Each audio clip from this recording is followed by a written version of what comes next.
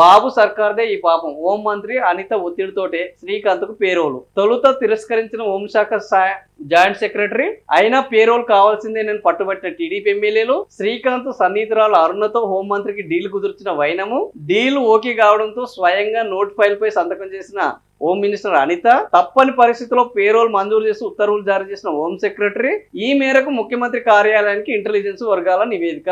So Srikanth పేరోలు చివరికి home మంత్రి అనిత మెడకు చుట్టుకునే కార్యక్రమం దగ్గర పడ్డది. సో నేరం చేసిన వాడు బానే ఉన్నాడు, బయటకు వచ్చిన వాడు బానే ఉన్నాడు, కానీ నేరాన్ని విడిపించినందుకు ఈ రోజు హోం మంత్రి అనిత ఈ నేరంలో చుట్టుకున్నది. మరి ఇందులో ఇది నిజమా అబద్ధమా? హోం మంత్రి ఇందులో నుంచి బయటకు వస్తుందా? శ్రీకాంత్ పేరోల్ మళ్ళీ క్యాన్సిల్ అవుతుందా? ఆయన లోపలికి వెళ్తారా?